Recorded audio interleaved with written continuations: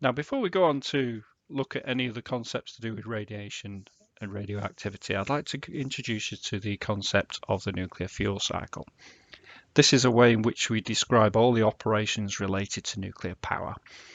And this particular diagram or way of representing it is taken from Peter Wilson's book. Now, if we start in the top left-hand corner, we talk about mining and milling and refining, and that's related to extracting the material to make into nuclear fuel. And what we're really talking about there is uranium. Now, those are pretty much standard mineral processing techniques and chemical engineering. We have another box called enrichment. And for modern fuels that go into modern reactors, we need to increase the level of uranium-235, which is the fissile isotope that drives our reactor systems. And when we do that, that results in this waste stream called depleted uranium, which you may have heard about.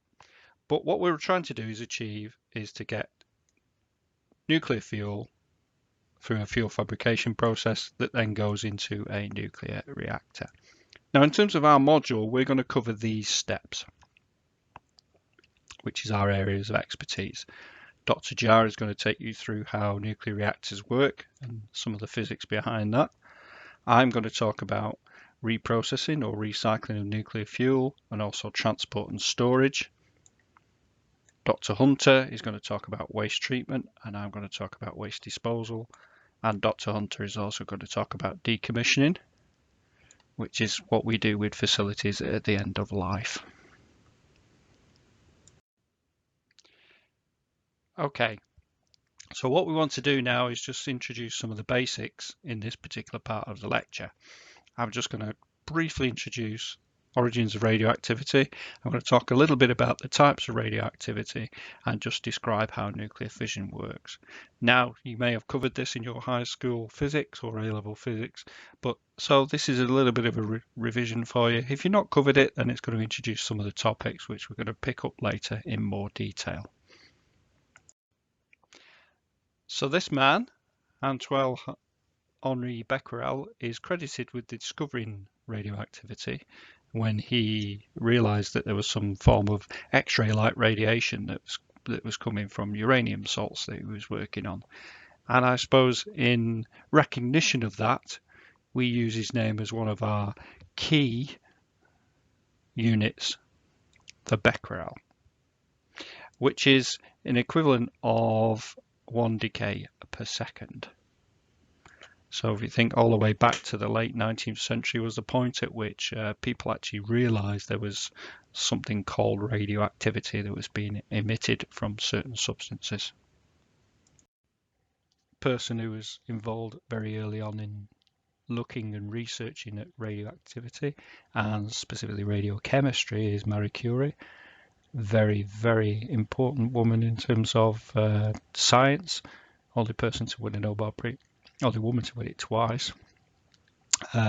Was able to come up with a theory of radioactivity in terms of what it meant, in terms of how things decayed into different isotopes as a decay chain, and did it by looking at these particular decay of uranium into these particular elements. So there's polonium, which is named after Poland, and radium, which is named after radioactivity. And radium is a daughter product. It forms from the decay of uranium. Now, prior to conversion over to the SI units, we actually used Curie's CI as a measure of radioactivity, and 1 Curie was defined as 3.7 times 10 to the 10 decays per second, which is related to the amount of radiation you would get off, I think it's a gram of radium. So it's to do with specific activity. Now, okay, what these people didn't know about, because nuclear physics had not defined it at that point, was where does radioactivity come from? What is it that causes it? What's the physics behind it? Well, it's all down to the fundamental forces. The standard model of the universe in terms of physics says that there are 4 fundamental forces that drive everything that we know. we've got the electromagnetic gravity and the strong. But we're specifically interested in the weak nuclear force, and the weak nuclear force is the force that actually binds nuclear particles together. So if we think about a nuclear particle as a proton or a neutron, it's what actually holds them together. And when you can actually look at the decay of those, and in some cases your neutron can decay into a proton, in which case it emits an electron, a negative particle, so you get the charge balance. And when that happens, that's referred to as beta radiation. So when we get radiation, radioactivity is essentially the rearrangement of the energy state of the nucleus, usually by things like shedding neutrons or shedding protons and neutrons together as an alpha particle, or by decay of a neutron or even a proton into another particle. So when we come to think about the chemistry and the types of things or elements we need to look at in terms of radioactivity, we are really pretty much interested in the elements that are in the actinides or the actinoids, which are right down at the bottom of the periodic table there. Now this is a quite up-to-date periodic table. We've got the super heavy elements that have been discovered recently, element 118 off to the right-hand corner there. And if we look at the elements down here, they are quite heavy in the sense that they have large atomic masses, 90, 91, 92, and they also have a lot of neutrons associated with them. So for example, uranium primarily is uranium-238. And in fact, what we find is that all the actinides are radioactive in terms of they emit radioactivity in one form or another, mostly alpha, but you do get beta and also you get neutron emitters as well. We are actually interested in the whole of the periodic table because when we get nuclear fission, we get daughter products, or we get fission products as they're called, and in fact these make up primarily the bulk of the periodic table in there, and you do get radioactive isotopes which are of interest in waste management. For example, that element there, technetium, you get an isotope called technetium-99, which is a beta gamma emitter, and is of great interest in terms of dealing with that and managing that as part of a waste management strategy. So where does nuclear energy come from? Why are we interested in it? What is the physical process that drives that? And if we think about fission and fusion, we get that energy from what's called binding energy. And in fact, binding energy represents essentially the amount of energy needed to hold the nucleus together. And what you do is, if you were to separate out a nucleus such as uranium into its component neutrons and protons, and imagine weighing those or measuring in mass compared to the original mass of the nucleus, there is a difference, essentially some energy taken up to hold that nucleus together. And if we think about Albert Einstein's formula, energy is related to mass. There's the mass defect, and we multiply it by c2 squared, which is the speed of light, and that gives us our energy. So in other words, for a very small change of mass, you get an extremely large amount of energy. And that's why nuclear power essentially produces orders of magnitude more energy for a unit mass compared to, say, burning coal or burning gas. Now in fission, what we're doing is we're reducing the mass. And there's this fixed curve here that represents the amount of energy in a particular mass or isotope, and we can see at the peak of that is iron 56, which is the most stable isotope there is in the universe that we know of, and there's uranium-235, which is a fissile isotope of uranium. And so therefore, if we split uranium apart, we create smaller elements and smaller isotopes, and we move along this curve in this direction. Now this is a negative curve in terms of binding energy, and therefore it shows you that we're increasing the amount of negative binding energy. In other words, we're releasing energy. Now interestingly, if you look on the fusion side of it, that's a very steep curve, and we go from something like hydrogen That's deuterium there because it's 2. And we were to fuse that together to make helium, we get a huge increase. Now, really what that says is that fusion is far more efficient in terms of energy production than fission. Of course, the downside of that is also extremely difficult to do, and at the moment we're only able to do that, or only able to observe it being done in stars. There's no commercial fusion reactors yet at the moment that we can do. So, as we look at the elements beyond uranium, these transuranic elements, starting at element number 93, which is neptunium, we can see actually that those actinides, they have a large number of neutrons associated with those protons, and they naturally exist in a number and quite a wide range of isotopes. So if we think about just neptunium, and this is this first line here, this 93, we can see that it can exist anywhere between 130 and 150 neutrons associated with those 93 protons.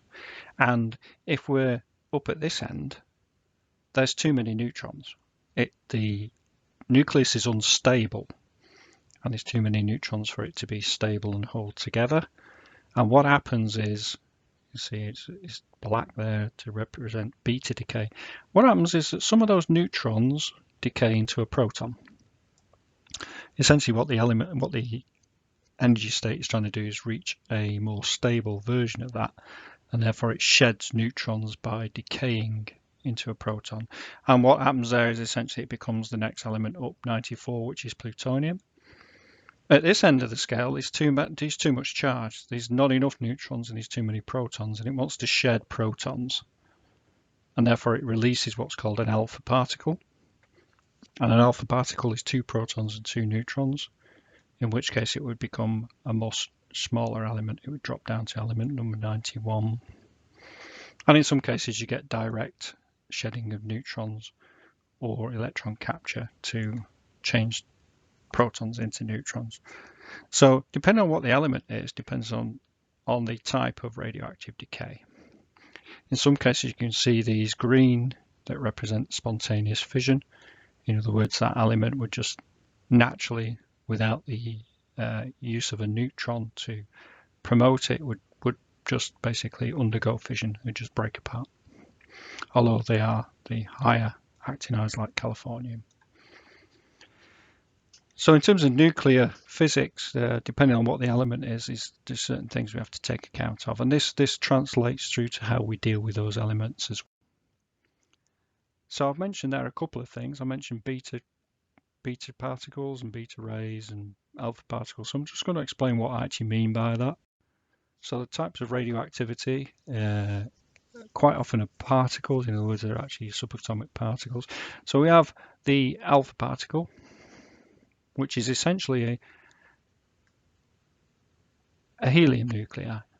So it contains 2 protons, each with a plus charge, and 2 neutrons associated with it, which if it had 2 electrons circling it and orbiting it, it would be a helium nucleus. Now the key thing about alpha particle is, in terms of its relative size, it has an atomic mass of 4 and a charge of 2 plus. So it's got a very concentrated electronic charge, and it's also got a large atomic mass, relatively speaking, and therefore it contains a lot of energy, and therefore it becomes quite damaging. The flip side of that is, because it's got a lot of charge and it's actually got a lot of mass, it does interact with matter a lot, and therefore it doesn't penetrate very far. In fact, 20 or 30 centimeters of air is enough to stop alpha, because it will just interact with the oxygen and the nitrogen molecules in the air, and certainly something like a piece of paper. The next one we think about is a beta particle. And in fact, it's not a particle at all. It's actually a very high energy electron that results from the decay of a neutron into a proton.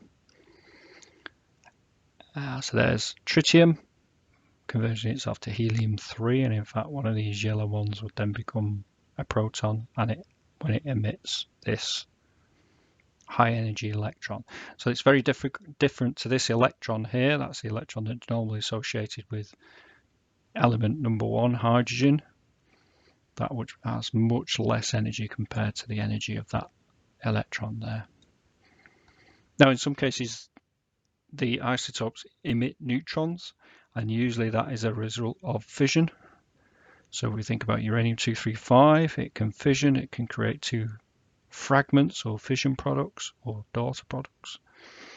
And we get a couple of spare neutrons essentially out of that reaction. And these can then go on and interact with other uranium atoms. And that's how you get your fission chain reaction. That's how you actually create nuclear energy from a mass of uranium. I'll explain that in a bit. There are other types of radioactivity, and in fact, when we're talking about radioactivity, we talk about ionizing radiation. In other words, radiation that has sufficient energy to interact and perhaps strip those electrons from that matter and cause a charge, and that's essentially what the damage is. So we have all the electromagnetic radiation. We have things like the visible light, infrared, ultraviolet. They're not classed as ionizing because they don't have sufficient enough energy. It's the very high frequency, low wavelength X-rays and gamma rays that are ionizing. So we get gamma rays from radioactivity and we can generate X-rays. And they're also quite penetrating and quite damaging as well. Which is why when you go to the hospital, if you're unfortunate enough to have an X-ray, the radiographer will probably be wearing some form of protection. They might have a lead apron, or they might disappear around the corner and look through a window while they do the X-ray on you, because what they're doing is they're protecting themselves from that X-ray. And we think about the types of protection that we need. We think about that alpha particle again. That's the heavy one. That's 4, mass of 4, 2 protons, charge of 2. A single piece of paper is usually sufficient enough to stop alpha radiation. Or perhaps, if we're thinking about our cells, your skin. The outer layer of your skin would quite easily stop alpha radiation. However, doesn't mean to say it's not dangerous. In fact, it's extremely dangerous, alpha radiation, because if it gets inside your body, perhaps through a cut, or if you ingest it, it's going to cause a great deal of damage inside because it contains a lot of energy. Beta radiation can also be very dangerous. Again, it's a very high energy electron. It's got a charge associated with it, so it can interact with matter a lot. It's certainly got more energy than a piece of paper is going to stop. And in fact, but we usually want a bit of mass, say perhaps some perspex or some plastic sheeting, like polypropylene can stop it up to about 5 millimeters thick. Although that does depend on the energy. Some beta emitters, such as the technetium-99, have very high energy beta emitters, and therefore you need a lot more than plastic to stop them. If we come to gamma rays and X-rays, generally we want lots of mass. They don't really interact easily with mass. They are very penetrating. When they do, they shed a lot of energy, and therefore you want something that's very dense. So lead is very good for that, although you can use concrete. You just have lots and lots of it. Neutrons, they tend to penetrate. They don't have any charge. They will be stopped by lead, but actually they're much better stopped by concrete, and that's because neutrons interact very well with hydrogen. Hydrogen tends to capture them. You get things like deuterium or tritium being created, and therefore something with a lot of water in, perhaps water itself. So later in the course we'll look at storing nuclear fuel in large ponds. But concrete's very good for that, because concrete has a lot of water that's held up in the hydration of the way it's made. And therefore it's very good at stopping neutrons. Okay, so we're talking about before about measuring radioactivity. But the units we were talking about before are really just the actual measure of how much radioactivity there is, either the becquerel or the curie.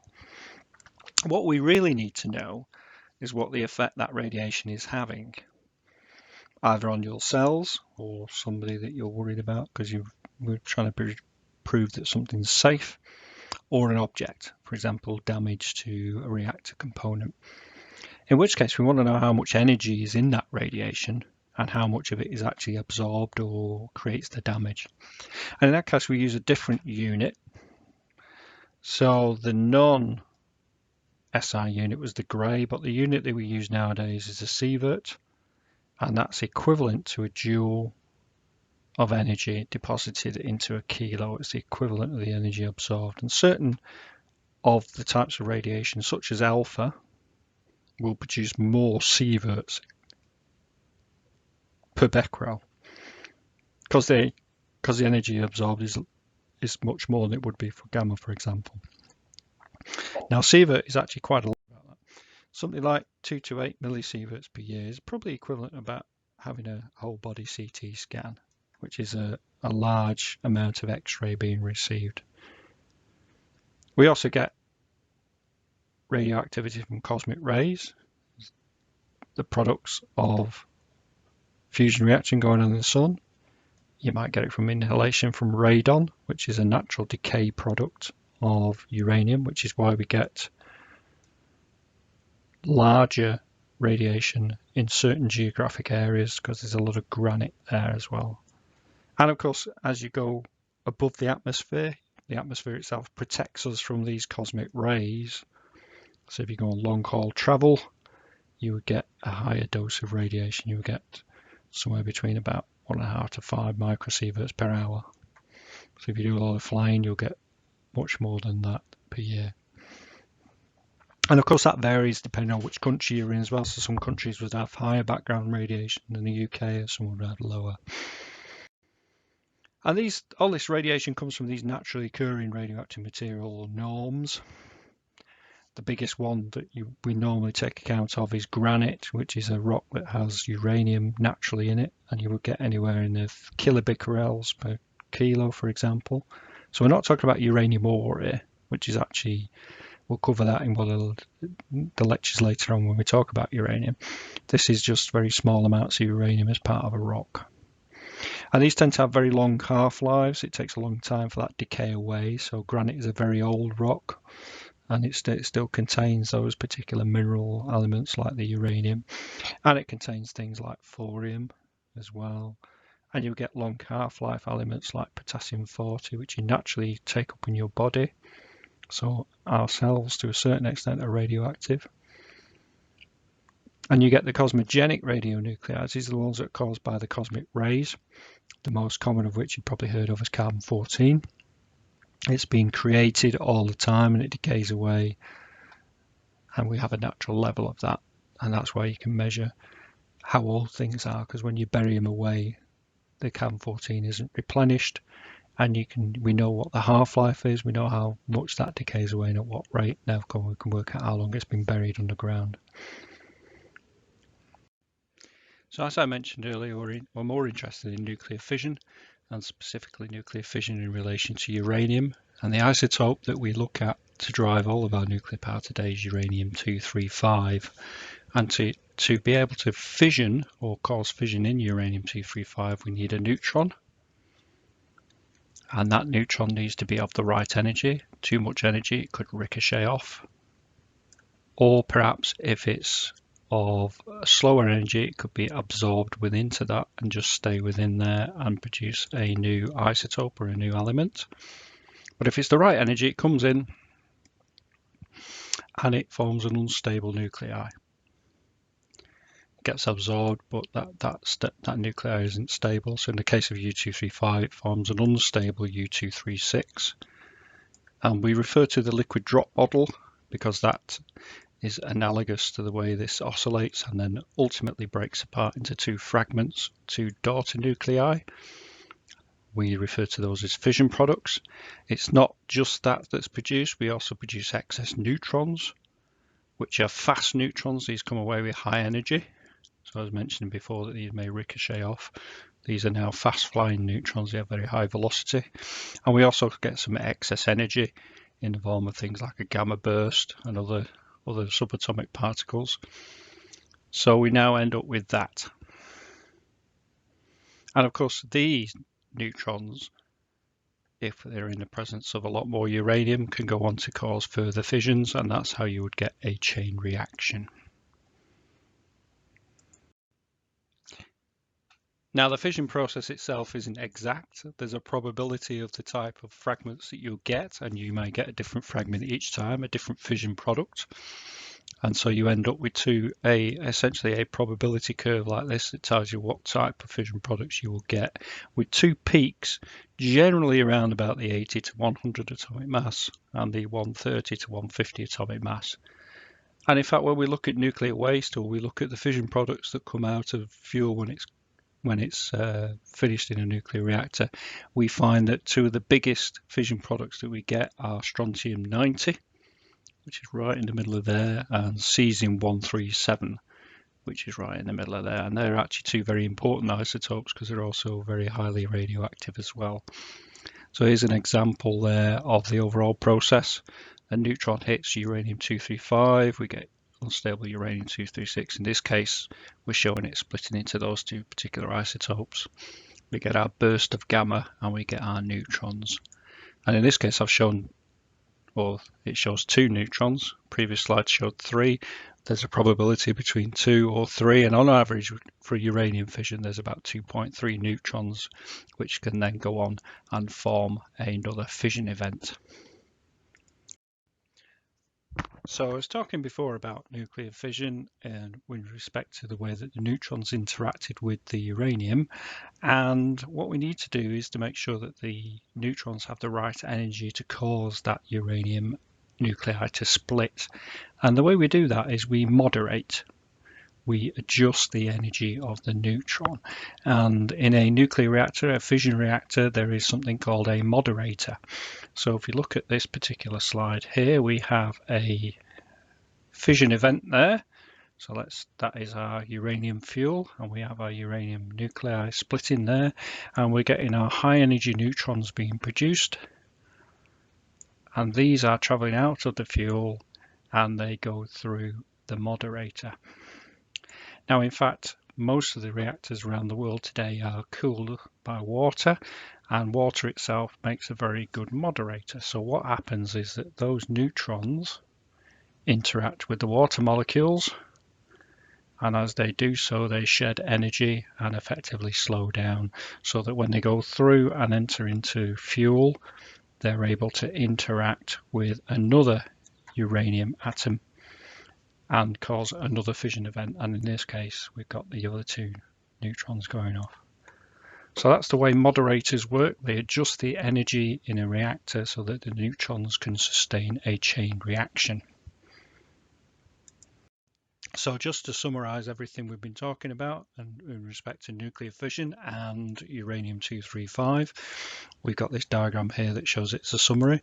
So there's our moderated neutron, referred to as a thermal neutron. It interacts with the U-235 nuclei. We get fission products. We create neutrons with fast energy. Some of these leave the system altogether and don't interact with anything, or perhaps they might cause damage to components like the reactor pressure vessel. The majority of our neutrons we want to interact with further uranium, therefore we moderate those, and they cause fission events in other uranium-235 nuclei.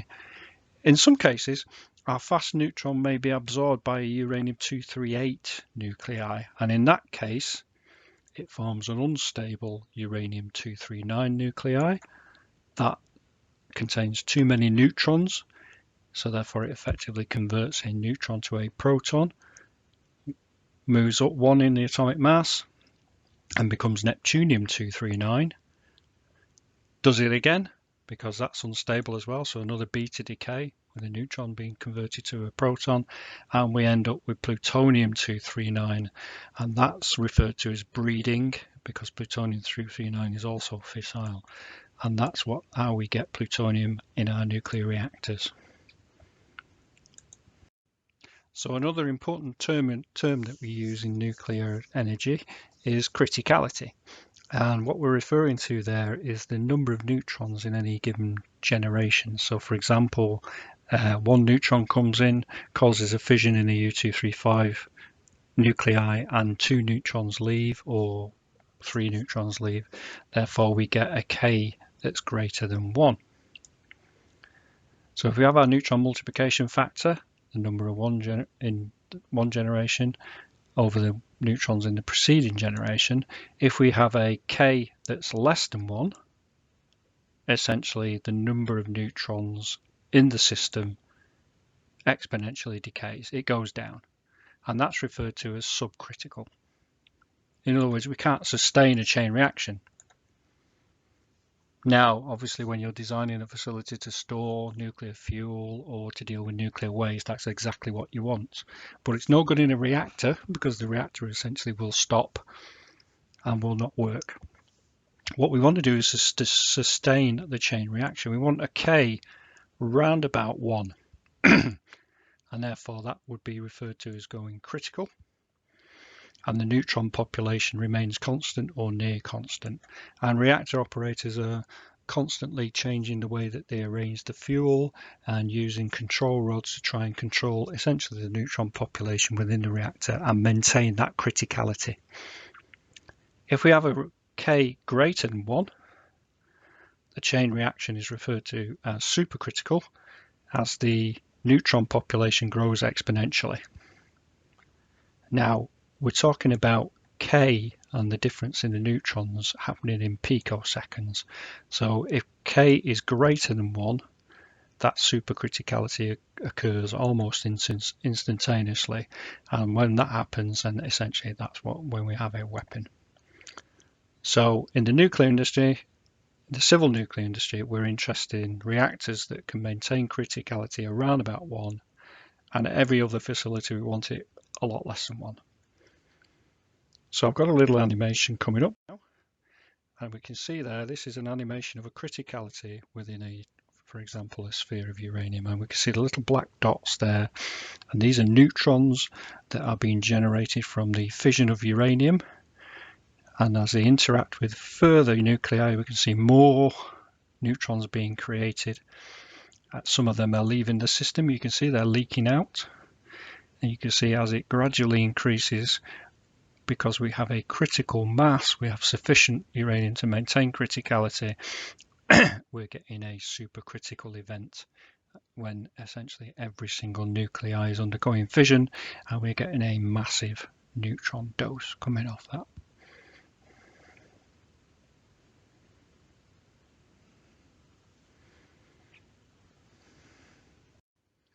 Okay, so that's the end of this particular part of the lecture, the introduction lecture.